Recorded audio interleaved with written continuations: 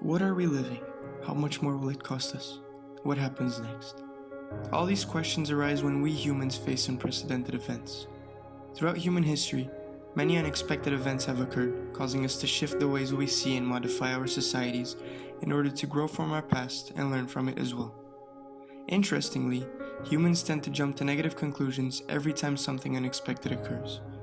As a result of what we face today, many aspects in our societies will be influenced, whether these are people's lives, jobs, families, or even long-term goals that worldwide organizations have created to build a better world for everyone and every living species. The United Nations Sustainable Development Goals, for people that aren't familiar with them, were established formally in the year 2015 with an objective to build on top of the Millennial Goals with the sole purpose of providing peace and prosperity for people and the world now and into the future, and consist of 17 goals that try to capture the essence of this phrase. With this said, for the purpose of what civilization faces today and aims to face in the future, we believe this question is crucial for the preservation of our planet. To what extent will the Covid-19 pandemic create a significant impact on the Sustainable Development Goals?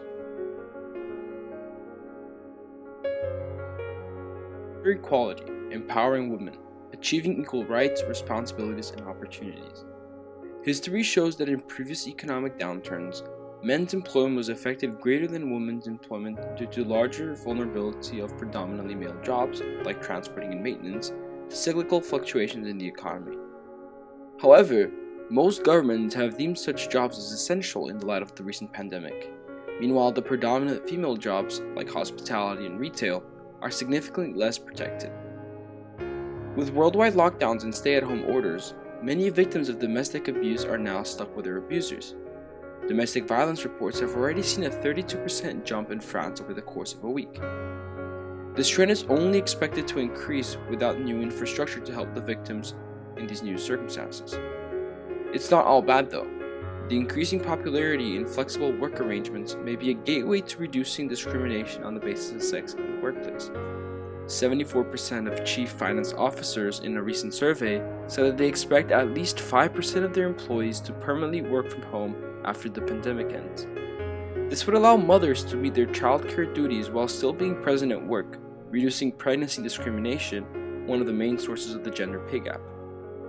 Furthermore, these lockdowns have caused many fathers to now become the primary childcare providers and assume full childcare and education responsibilities. This could be a stepping stone to a long-term change in outdated gender norms, with more men now forced to carry a greater load of domestic and care work. Overall, we believe this pandemic will lead to positive long-term progress in achieving a more equitable society through a change in the way society views both men and women in the workplace and at home.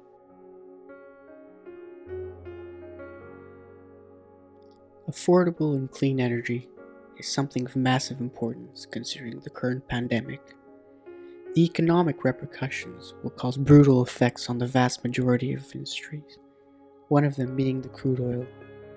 The crude oil prices have fallen by 41% in only 4 months, attaining negative prices for the first time in history. This proves to be a sign that this pandemic has already ferociously affected the crude oil industry. Less economically developed countries, whose main source of GDP is the crude oil industry, will suffer the most with this massive crude oil fluctuation. Countries such as Kuwait and Libya, totaling approximately 45%, or Angola, totaling 60% of its total GDP, who already suffer from extreme poverty, will now pay to produce, subsequently leading to a negative return rate, hurting their already unstable economy. This will most likely cause more poverty and potentially even more corruption. When the COVID-19 hit the world, this investment was no longer an essential for businesses, as their primary worry was maintaining their company alive and financially stable.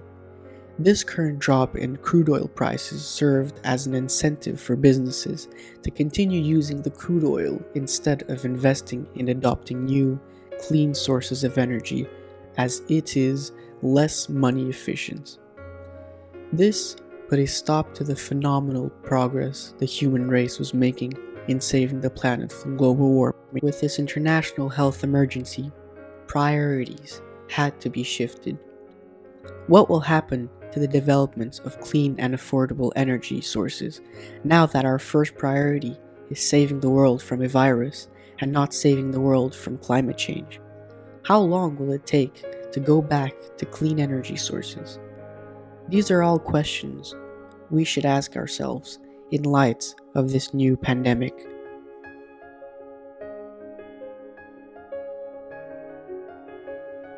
Decent work and economic growth. It has become a general consensus that in the short run, the COVID-19 pandemic will cripple most, if not all, economies throughout the world. As of May 1st, global economic growth has been expected to decrease by 2% per month at current conditions. With international and even domestic tourism virtually in existence, low-income countries, particularly those with high dependence on the tourism sector as a key factor for their sustainable economic development, are expected to be the hardest hit, further widening the global wealth disparity. So we know that in the short run, the effects on the global economy will be extremely damaging. But what about in the long term? Investment banking company Goldman Sachs predicts a significantly deeper recession than the 2008 financial crisis, and many experts compare this global economic contraction with the Great Depression of 1929. The long-term effects on the global economy depends ultimately on the shape of the recession and its recovery. The longer it takes to recover, the larger the increase in the government's debt from stimulus programs, curbing economies from returning to their pre-COVID levels.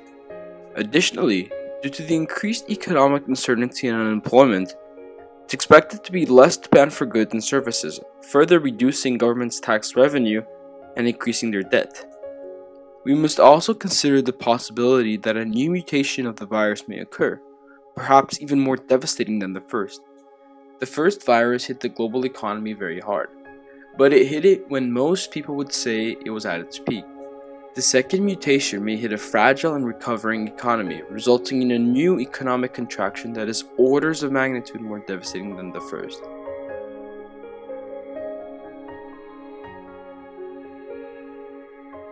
Since a young age, our generation has been taught to care about everything that is crucial for our preservation and survival.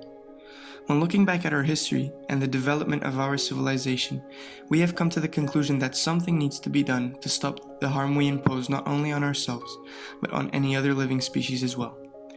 As a result of this unexpected event we currently face, environmental aspects are now once again thriving, allowing us to reflect upon all the harm we bring to everything else in this world.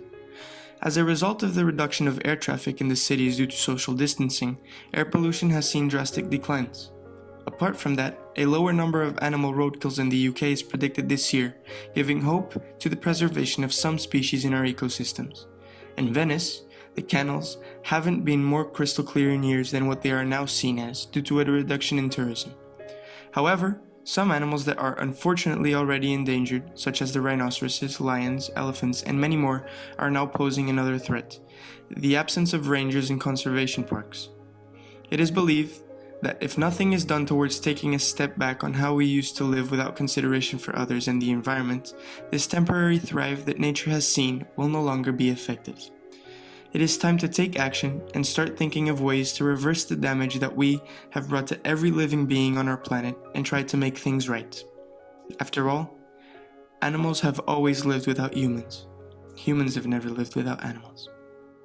Even though this unexpected event led everyone to unconsciously think about the negative side, it may bring solutions to problems humans have been longing to resolve.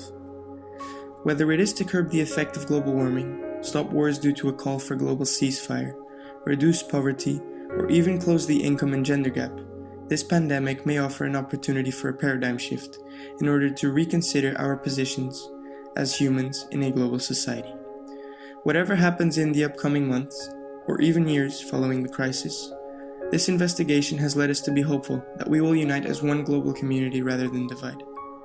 The UN's Sustainable Development Goals were created to provide peace and prosperity for people in the world, now and into the future, and we believe this crisis, despite all its consequences, will provide an opportunity to put measures to speed up progress towards the SDGs, so that countries and industries come out of this crisis in a better position than they were before.